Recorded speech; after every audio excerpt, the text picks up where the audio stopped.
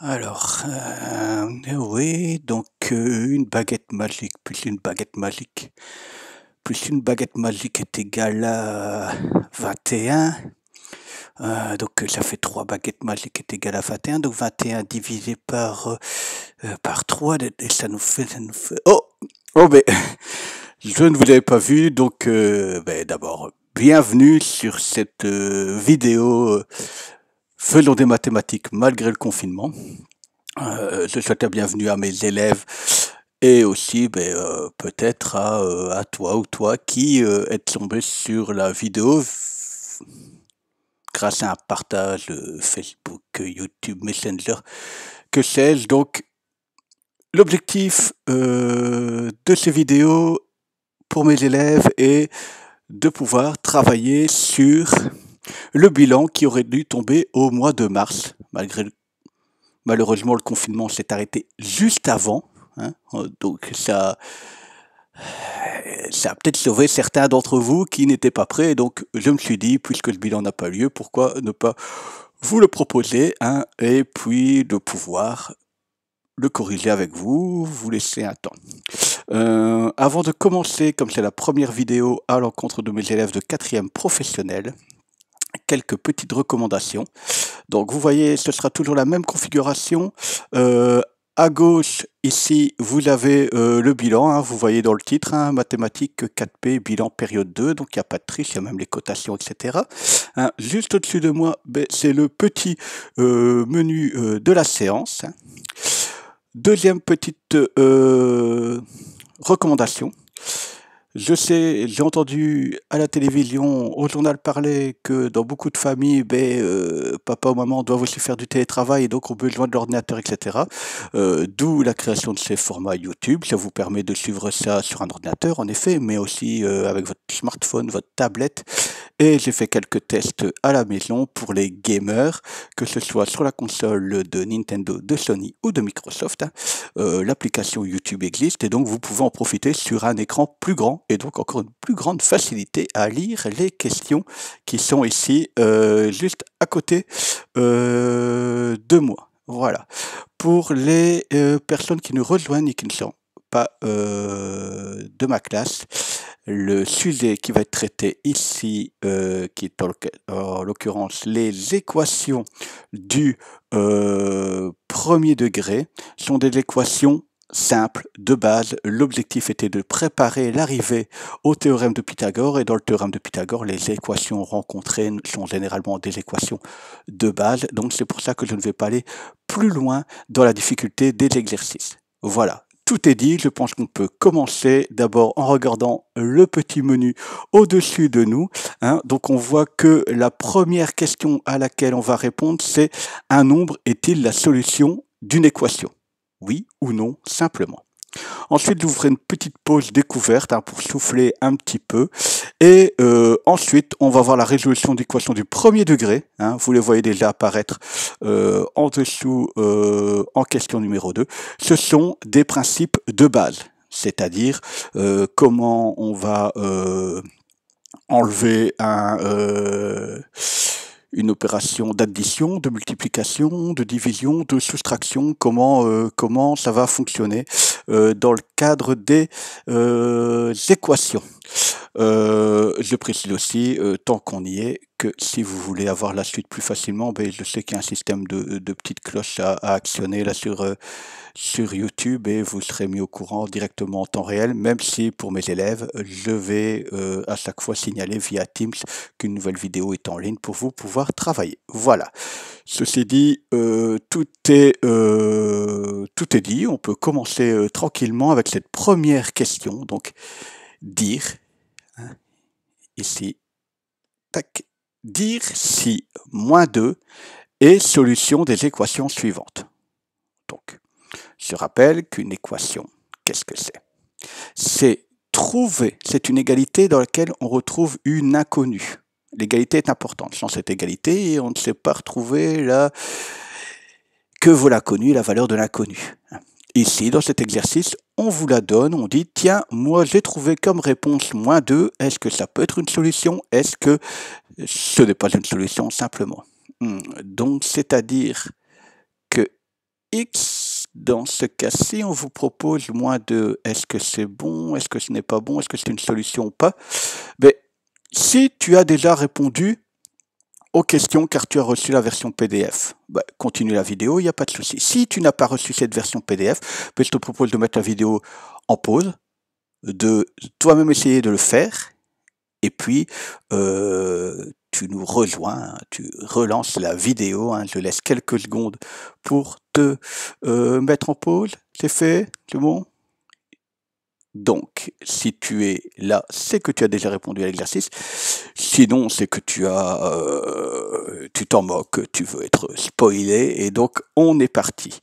Dans ce cas de figure-ci, donc, x plus 2 est égal 0. Est-ce que moins 2 peut être solution de cette équation? Ça veut dire, est-ce que si x est égal à moins 2, est-ce qu'à ce moment-là, x plus 2 est égal à 0? Ça veut dire que l'équation est vérifiée. Eh bien, que faut-il simplement faire?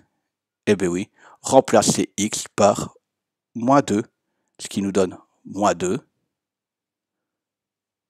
plus 2 est égal à 0. Moins 2 plus 2, ben oui, c'est bien égal à 0. Et donc ici, 0 est égal à 0. Et l'équation est vérifiée, et donc oui, moins 2 est solution. Voilà, c'est tout simple. On vient de vérifier que moins 2 était la solution de cette équation. Alors, si tu n'avais pas trouvé, et que maintenant tu dis « Ah, ça se passe comme ça », ben, tu peux remettre la vidéo en pause. Nous, on va continuer les exercices à la correction. Donc ici, pour cette deuxième équation, moins x moins 2 est égal à 0. Ici, ce qu'il faut juste faire attention, c'est bien uniquement le x qui est égal à moins 2. C'est-à-dire que quand je vais recopier un moins, qui est le moins qui est devant le x, et ensuite la valeur de x, donc moins 2, est-ce que c'est égal à 0? Moins 2, ça nous fait 2. 2 moins 2, c'est égal à 0. Donc, encore une fois, oui, moins 2 est solution, puisque 2 moins 2 est bien égal à 0. Donc, pas de souci. Pour nous, ça fonctionne très bien. Vous voyez que je peux très bien aller jusqu'à 0 égale 0, ou on se dit, oui, 2 moins 2 est bien égal à 0, donc il n'y a pas de souci. C'est égal, la solution est bien acceptable. Ben, directement, vous voyez, ça va très vite. C'est un exercice très rapide. Et donc, hop, on fait la même chose. Donc, je rappelle, on va remplacer x. Ici, il y en a 2. Donc, il y aura 2 fois la lettre A remplacée par la valeur moins 2.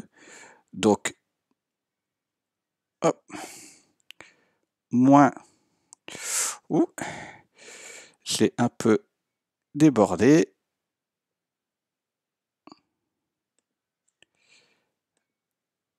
Hop, il n'y a pas de souci avec ça. Donc, ici,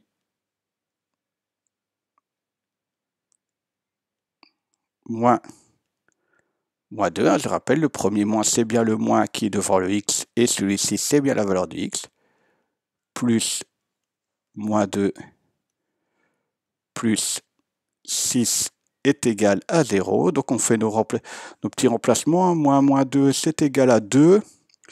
Plus moins 2, je pourrais réécrire ça simplement moins 2, plus 6 est égal à 0.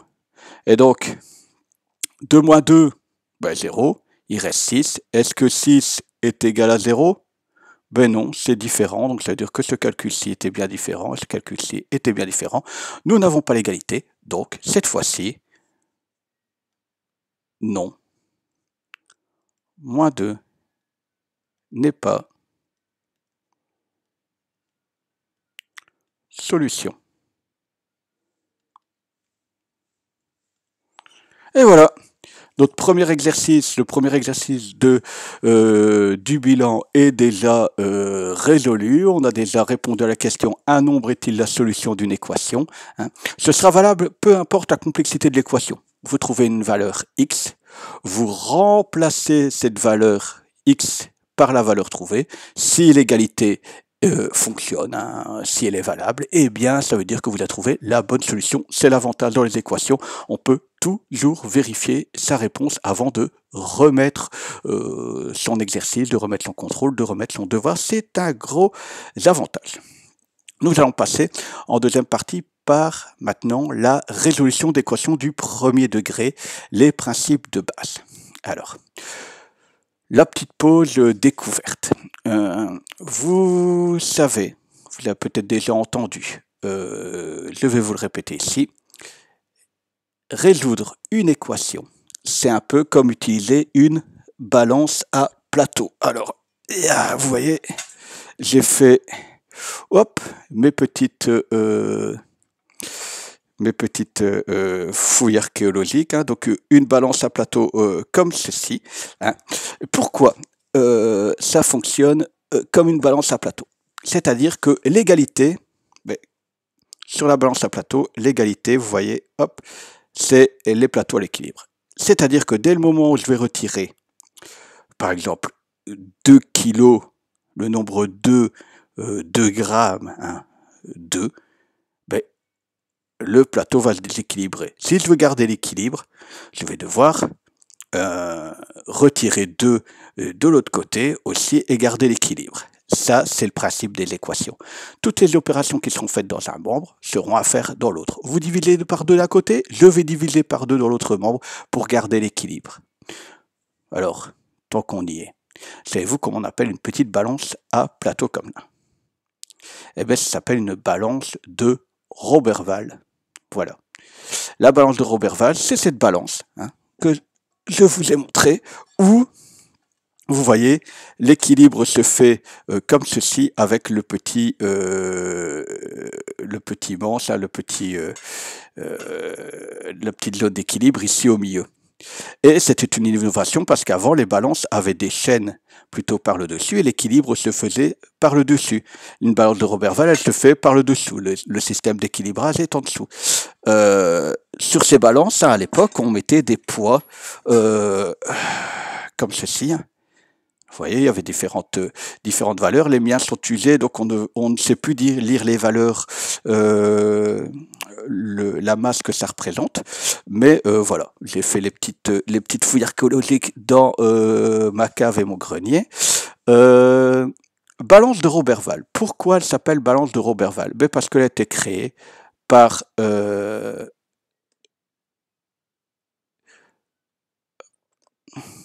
monsieur, Gilles Persson de Roberval, hein, on voit sa petite photo au-dessus, qui est une personne qui est née dans les années 1600.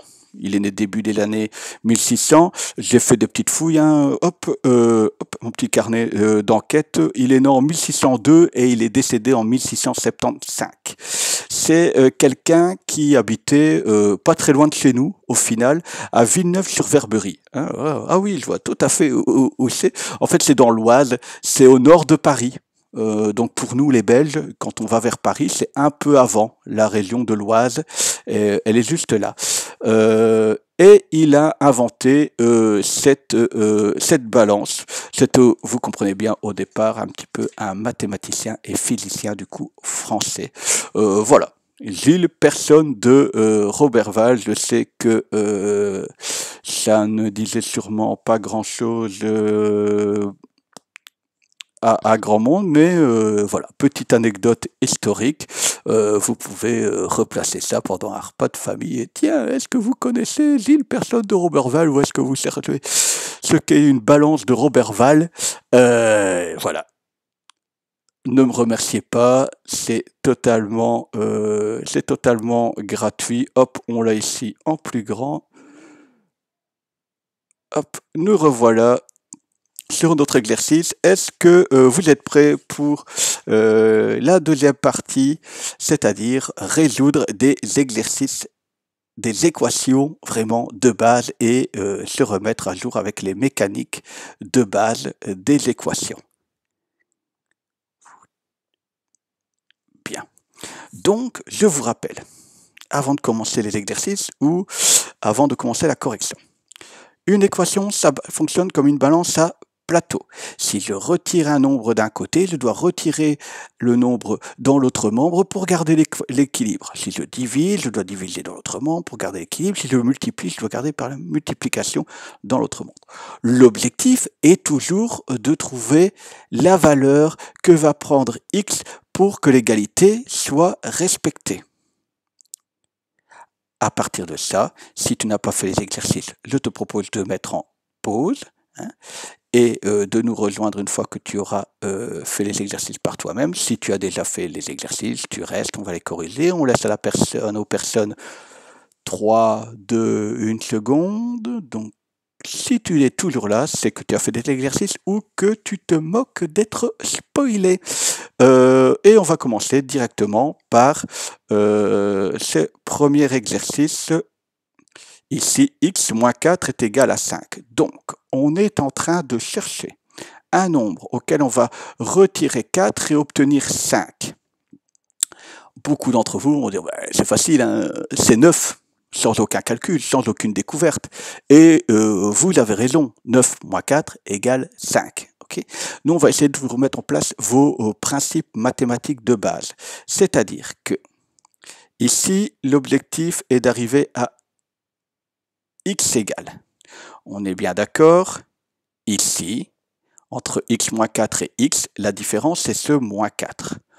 Comment annuler, comment retirer, faire disparaître ce moins 4? Quelle opération va enlever le moins 4? Si tu as répondu plus 4, c'est génial parce qu'en effet, moins 4 plus 4, ça fait 0 et donc ça s'annule. On repense à ma balance à plateau. Hein. J'ai ajouté 4 dans un plateau, je dois donc, pour garder l'équilibre, ajouter 4 dans l'autre plateau, et donc 5 plus 4 est égal à 9. Et donc, en effet, rappelez-vous, hein, sans aucun calcul, on avait dit naturellement 9 moins 4 est égal à 5. Néanmoins, il est important de garder ce principe de où vient ce nombre, d'où vient ce 9, qu'est-ce que notre cerveau a fait, l'air de rien, voilà. Premier exercice très simple, hein, on n'a pas encore forcé, hein, c'est vraiment de la remise en forme. On est déjà sur notre deuxième équation. Ben, je garde le même principe. L'objectif est d'arriver à x égale. Ok. Donc, quel est le nombre auquel on ajoute 4 et on va obtenir comme résultat 7? Ben, c'est pas très compliqué, non? 3 plus 4, 7. C'est très bien, c'est juste, encore une fois, notre cerveau est habitué, c'est du calcul simple, ça va être très facile. Nous, mathématiquement, pour remettre en place, pour la suite, on va dire, tiens, dans ce x plus 4, qu'est-ce qui dérange un petit peu, qu'est-ce qui est en trop pour arriver à x? Eh bien, c'est ce plus 4. Comment retirer, là, retirer, c'est bien dit, ce plus 4, en faisant simplement une opération toute simple, moins 4, 7 moins 4, on obtient 3. Et en effet, on l'a dit tout à l'heure, 3 plus 4, eh bien ça veut bien 7. Donc, pas de souci, on a vérifié, c'est bien le résultat de notre équation. On remarque que pour l'instant, tiens, j'ai voulu retirer moins 4, j'ai fait plus 4, l'opération inverse. Pour annuler plus 4, j'ai fait moins 4, toujours opération inverse. Tiens, on est déjà sur notre troisième équation de cette deuxième partie, ça va très vite. C'est une petite leçon qui se fait tranquillement. Tiens. 4x égale 6. Ah. Donc, 4x, déjà, qu'est-ce que ça veut dire 4x? C'est la même chose en fait, il y a une petite opération qui est cachée. Ça veut bien dire 4 fois, que je vais représenter. Je m'excuse, c'est parce que je suis sur une tablette graphique, je découvre un petit peu en même temps que vous. On va annuler ce trait, voilà. Donc, x fois 4, donc je disais ce petit point, ça veut dire fois, est égal à 6. Pourquoi je mets simplement un fois avec un point dans ce cas-ci pour éviter de faire la confusion avec le x.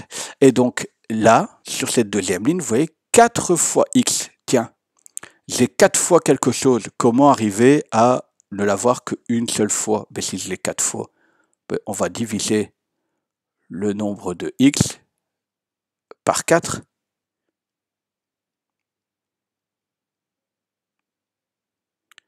Et donc 6 divisé par 4, 1. Soit vous tapez sur la calculatrice, ça va vous donner un nombre à virgule, ou soit vous décidez de, ben, on est des vrais, on fait ça autrement, on est des bons mathématiciens, donc on va écrire simplement 6 quarts. 6 quarts, tiens, 6 et 4, ben, c'est dans la même table, il y a un dénominateur commun, il y a moyen de simplifier. 6 et 4 dans la table de 2, et donc si je divise 6 par 2, j'obtiens 3. Si je divise 4 par 2, j'obtiens 2. Tiens, si vous êtes vraiment attaché au nombre décimaux, mais 3 demi, 3 divisé par 2, ça fait bien 1,5. Généralement, la valeur 3 demi est acceptée. C'est une fraction irréductible, c'est-à-dire qu'on ne peut plus la simplifier. Donc voilà, moi dans le cas, j'accepte les deux. Une erreur traditionnelle. Il faut bien se dire qu'ici, c'est 4 fois x. Okay, l'opération de multiplication. Et donc, l'erreur habituelle, c'est de dire, ben, 4x, j'en veux 1, je vais faire moins 3x. Ben, ça va être compliqué parce que si vous venez faire 6 moins 3x là, dites-vous que vous allez vous retrouver avec 6 moins 3x, et donc ça va compliquer la tâche, ça va être un peu particulier. Donc, bien se dire ici, c'est l'opération de multiplication, et donc je vais diviser, encore une fois, l'opération inverse. Ok? Donc voilà, déjà 3 équations de fait. La dernière pour aujourd'hui, x sur 4 est égal à 5. X sur 4 divisé x sur 4 est égal à 5. X sur 4, c'est une fraction. Mais une fraction cache une opération, en fait. À la base, une fraction, c'est une manière de noter la division quand elle va nous faire tomber sur un nombre décimal. Et donc, on n'a pas envie de traiter ce nombre décimal qui peut avoir un nombre qui peut être irrationnel, qui peut avoir un nombre infini derrière la virgule, donc on n'a pas envie. Et c'est pour ça qu'on a inventé les fractions pour un petit peu simplifier l'affaire et pas traîner ces nombres qui se trouvent derrière la virgule. Et donc, mais à la base, c'est bien une division. Donc ça veut dire ici qu'on est sur x divisé par 4 est égal à 5. Quel nombre qui, divisé par 4, va nous donner 5? Ben 20. 20 divisé par 4 est égal à 5. Ouais. Donc encore une fois, la réponse, elle vient naturellement avec un peu de réflexion et un peu de connaissance en table de multiplication. Néanmoins, ici, encore une fois, l'intérêt, c'est de mettre en place vos mécaniques qui vont être utiles pour les équations. Ensuite, x sur 4. X divisé par 4. Comment supprimer ce divisé par 4? J'ai un quart de x, comment arriver au x complet? Eh bien oui, simplement, si c'est une division, puis je vais multiplier par 4, fois 4. Si je multiplie dans un membre, balance de Roberval, année 1600, 5 fois 4, 20. Et puis voilà, hop, terminé, 20 divisé par 4 est bien égal à 5. Notre travail de la journée est terminé. Nous avons aujourd'hui, en première partie, donc, appris à vérifier si une solution était plausible dans le cas d'une équation. Et puis en deuxième partie, on a remis un point d'honneur aux mécaniques de base des équations. Avec celle-là, avec ces mécaniques, on peut résoudre n'importe quelle équation. La fois prochaine, de la prochaine vidéo, vous voyez, on va résoudre des équations un peu plus un peu plus complexe en essayant d'utiliser uniquement ces mécaniques de résolution. Je vous souhaite d'ores et déjà une bonne journée. Soyez prudents, prenez soin de vous et de votre famille. On se retrouve très bientôt pour d'autres séances de mathématiques malgré le confinement. Ciao, ciao.